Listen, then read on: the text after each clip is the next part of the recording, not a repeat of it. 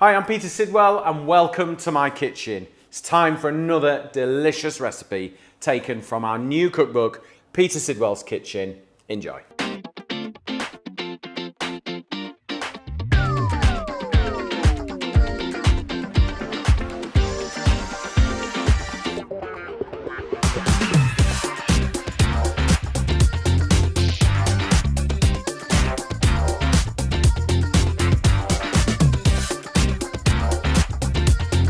First thing we need to do is get our bread dough on the mix first. So I'm using Carr's flour today, which is like a strong bread flour. It's got a high protein level, which as a consequence means the gluten is developed really well, so it's perfect for bread making.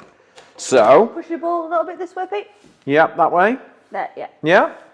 So in we go. 500 grams is kind of the starting point for most bread making. It makes a loaf of bread. You know, I have written the recipe out, I've tested it. It is all looking good. Now, when you make the sort of the American sort of New York style bagel, they put malt extract in, which isn't always that easy to get hold of. So I went Ovaltine, which is a whole new product to you, Emily, isn't it? Yeah. You've never come across it before, have you? I've come across Ovaltine.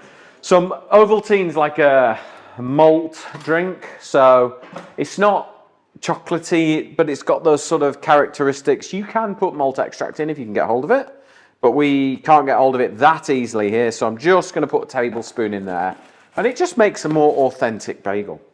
And if you wanted to blend your flours together, you could blend them quite easily. You could do maybe half white, half brown, mix it all together. You could add a bit of rye flour in there if you wanted to. It's kind of up to you. So I've got a sachet of yeast, so it's 7 grams.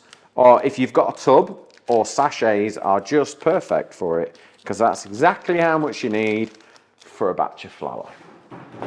We'll give that a little blend together, and then I'm going to add my salt, because I don't like to put my salt and my yeast next to each other, because the salt will kill the yeast if you're not quick. You know, if the doorbell rang and you went off and you left it, the salt and the yeast together, that would be it. So we want 10 grams of salt. You made bagels before? I haven't actually. No? You've scared me to make that. They look complicated. Well, we're not going to boil them today. I'm going to show you an alternative way to make them. And there are certain bakeries that boil, and there are certain bakeries that just bake. And I don't think one or the other is correct. But realistically, at home, baking the bagels is better. Boiling them is hard to do. Right. So we just give that a little blend. So we've got our strong bread flour, bit of malt in there, got our yeast, got our salt. Now, you want 300 mils of water. Now, I'm just going to zero the scales and I'm going to weigh it. It's quite important that you've put the right amount of water in this bread dough because you want the right texture of the dough to be able to make the bagels. So grams and mils are exactly the same. Many scales will do mils as well these days because grams and mils are exactly the same. If you're in cups, I can't help you. I don't understand cups. All right, so just use grams. That's what the rest of the world do. Okay, right. Is that all right, Emily? Yeah. She's not liking my scales in her shot. They're upsetting her, so we don't like to do that so early on in the show. Right, so we got our water in. Take your hand like this, like a claw motion. Can you see that? Put it into your bowl as if you're a KitchenAid and do that. And roll it around the bowl and just keep working it until you end up with a soft ball of dough. Can you use a mixer with the dough hook if you want to? And actually, you know, I would use a mixer because you want it to take the strain, really. But if you've never made them before, I would urge you to make them by hand first. Then you know what it looks like and what it should feel like. And once you know, you will be able to make a much better judgment call when it's in the mixer. So, because it's quite warm in here today, I need a tiny bit more water.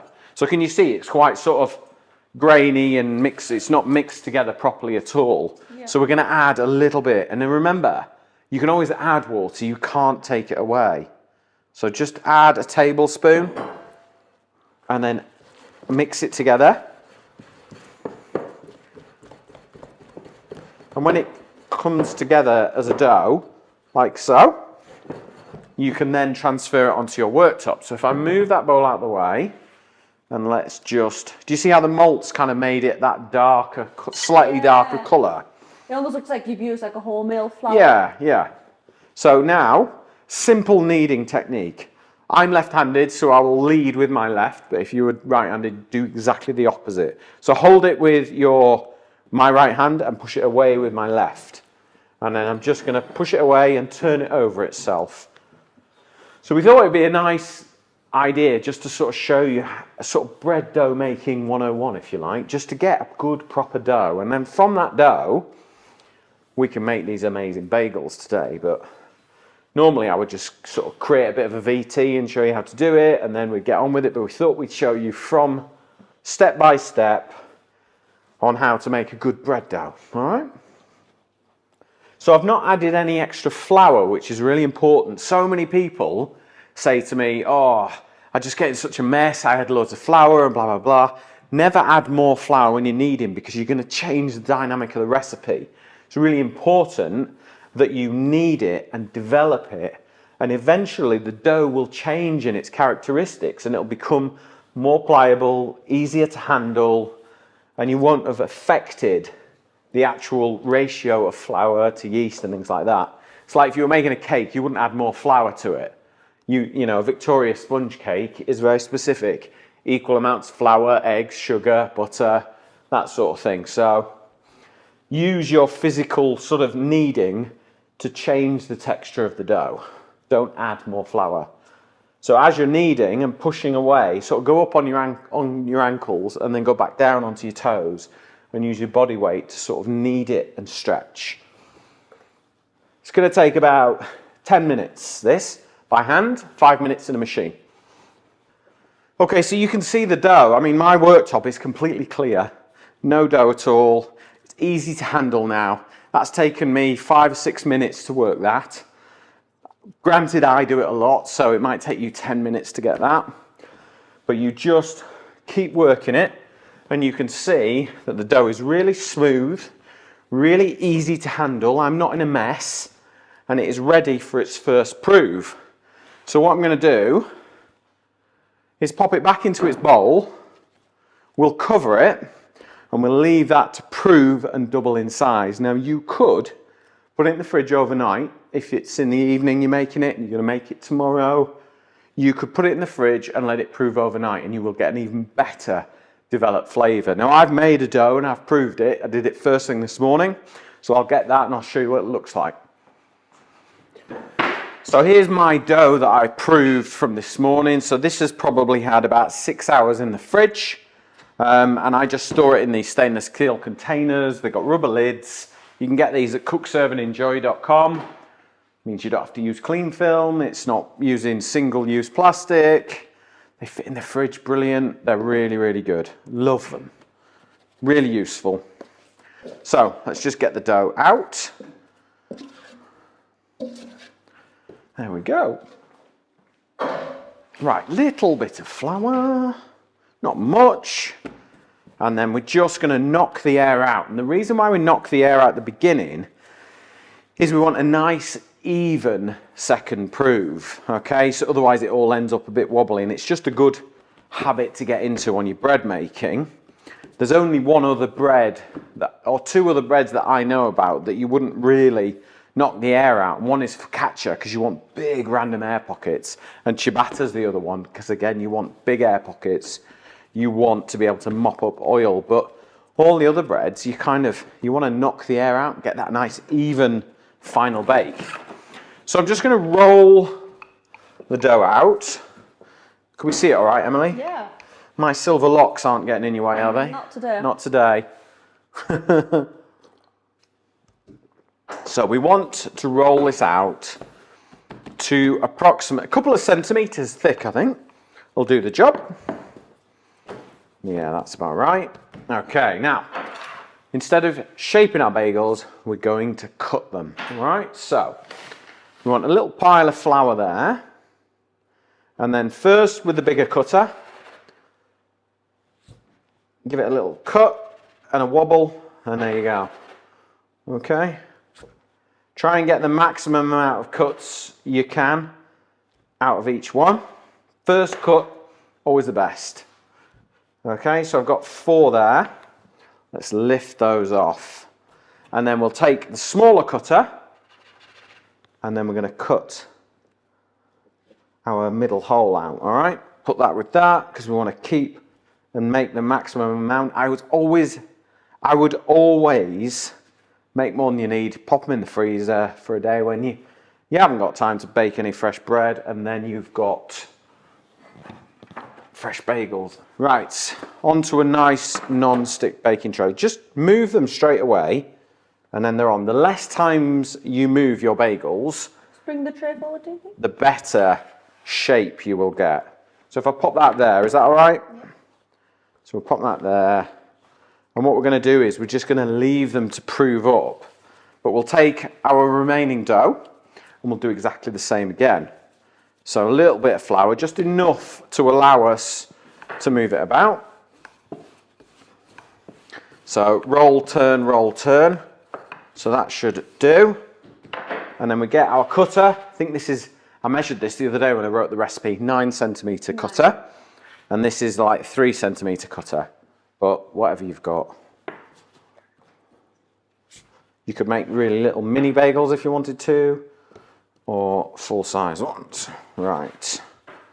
So we're going. You could make these. Sorry, you could make these into like any flavors or anything. Like yeah. that. Do you know what? You could make them into any flavour you like. We're going to do like a multi-seed one.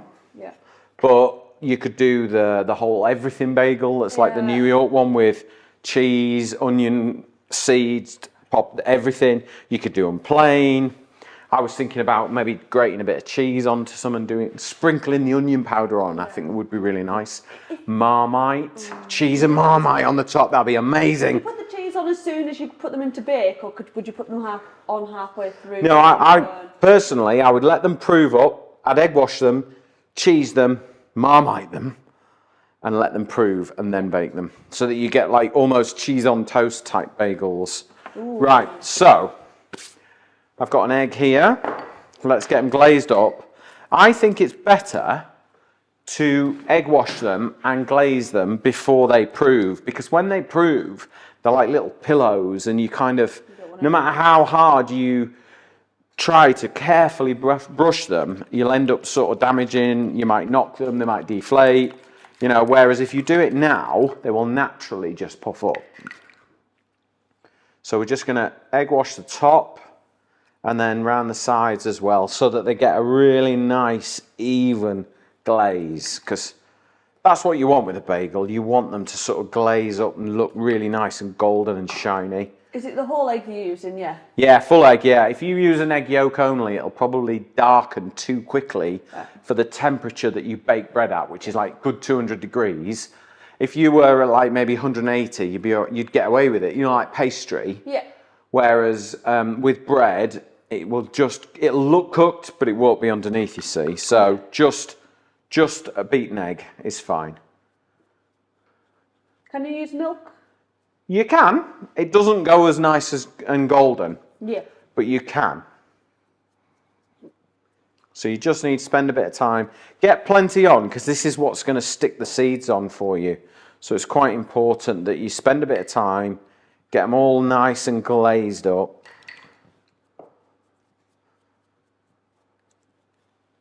Right, last bagel. So on the top, around the edges. There we go. Right, now I have got a pot of seeds here. We have got, what have we got? We've got pumpkin seeds, sunflower seeds, poppy seeds. I've got some chia. I've got some linseeds in there, brown and golden. So they're all really good for you. Seeds are so good for you. Just get them in where you can into your diet. And then just put loads on, I think. Don't be shy. Put plenty on. Suppose you could do sweet cinnamon ones, couldn't you? If you wanted to. Cinnamon and raisin bagels are a thing, aren't they? You get a sweet bagel, can't you? Yeah, they do all sorts now, don't they? Yeah. I like the onion ones, especially with Yeah, Marmite. onion ones are good. Yeah, good savoury one. Make good cheese on toast. Right. Last one. And what we're going to do is we're going to let these prove now for about 45 minutes. And we want them just to puff up, and then they go into the oven 200 degrees for 20 minutes, okay? So while we're waiting for that, I'm just going to clear down, and then I'm going to show you how to make the most delicious, low-fat, garlicky, herby cream cheese. Okay, bagels baked. Look at these beauties. They are absolutely delicious. They're golden, fluffy, covered in seeds. Really good for you. What I'm going to do is I'm going to toast one of those. But first, I'm going to show you how to make this delicious sort of low-fat cream cheese. Because, you know, you want a nice toasted bagel, bit of cream cheese on it. I think that's a perfect combination. So I've got 0% Greek yogurt, okay? You can use the full fat one if you want, it's up to you, but I was just trying to show you a way of making something that feels quite sort of indulgent and delicious and tasty, that's actually good for you at the same time. So, Greek yogurt is naturally strained and thickened. Let me show you how thick it is. Can you see that, Emily? Yes, push it into the middle of the chopping board for me, yeah. It's a lot thicker than just your natural standard yogurt. What we're going to do is we're going to take a teaspoon of salt, maybe just a little bit more. We're going to mix that in to your yogurt. And what's going to happen is what they call osmosis. So the salt will draw the moisture out of this liquid. Okay, and I think the best way to do it to get the kind of nice cream cheese style texture is to pop it in a sieve like this. And then we're just going to leave it in the fridge overnight. And it will do its magic. And I've made one last night ready for today so I can show you. So, what you need to do is just sort of level it out a bit and create a decent surface area. Can you see that all right, Emily? Yeah.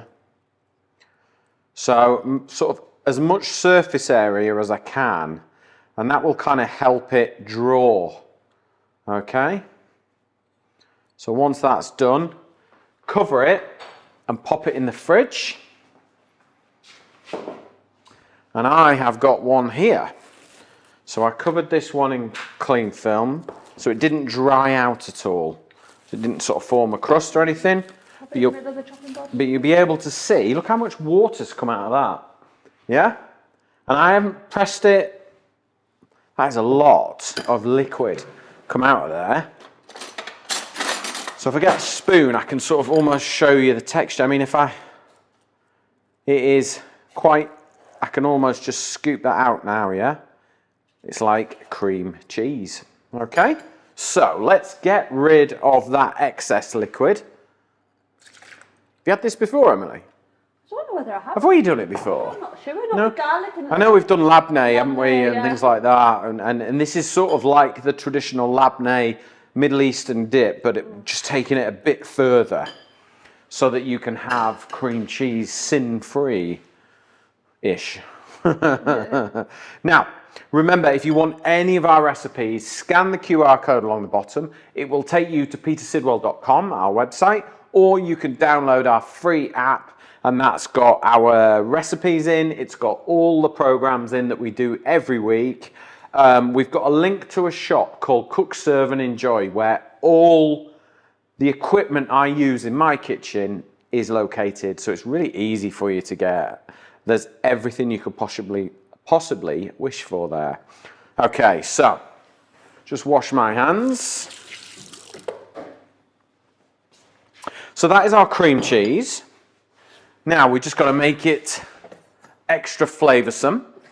I'm also going to pop my bagel first into the toaster, okay? Because you want it nice and warm and toasty. So that's in. Now, when you're adding garlic to this, you're going to add it raw. So what it tastes like today won't be what it tastes like tomorrow, okay? Because the garlic will get stronger and more flavoursome. So you really don't need much in there. I would literally add 1/4 teaspoon to this, or 1/4 clove, sorry. So, how's your garlic tolerance, Emily? Oh, You good for it? yeah. You're good for it, are you? I can't believe you're just putting the 1 clove in. No, I'm not even putting that in. Oh. I might put half in, but I would go 1/4. But obviously it depends on the size of garlic clove you got as well. Don't use pre-chopped garlic. It is my bugbear. Lazy garlic is not an option. Garlic powder is not an option. Fresh garlic. It's easy to use. It sits in the fridge. There's no excuse. Right. So that can go straight into our cream cheese. And then I've got some chives, which will give us a really nice oniony flavour. Did you know it's the smallest member of the onion family, the chive? Yep. Well, It's in the onion family. who knew? Learn something new every day. Absolutely. Okay, so we just squeeze it all together. And you can add as much or as little as you like, okay? It just gives you that nice sort of savoury, oniony flavour, and obviously lots of colour. Okay, it doesn't need any salt because we've done the salt, but I'm just going to add a little bit of pepper. Can you see that all right, Emily? Yeah. Yeah, we're good? Okay.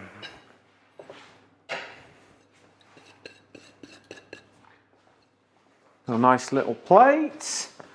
Feel like the toaster's going to pop any second. Let's just give that a good mix. Now there, I'll let you into a little secret. This stirred through fresh pasta is delicious. Really, really good. Low in fat, big on flavour. Add a little bit of fresh chilli into it. Maybe some capers. Really good. Really, really good. Okay. And that's it. That's your low-fat cream cheese done. Let's get our bagel and we're good to go. Oh, look at the timing on that. Oh, you don't even need to edit that in, guys. Right.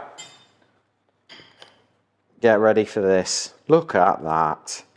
Delish. Cream cheese, low-fat cream cheese, delicious bagel.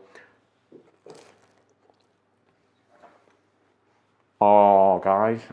We'll try this. You want to try a bit? Yeah, why not? Oh, you would not know that is low-fat cream cheese. So good. That is absolutely delicious. Now, if you want to know how to make my amazing, super easy seeded bagels with a low-fat cream cheese with chives and garlic, scan the QR code along the bottom or go to my website, petersidwell.com. You'll find it all there. Thank you very much for joining, and please do me a favour, share this video with your friends and family. Let them know what we're watching, what we're cooking this weekend, and get into your kitchen.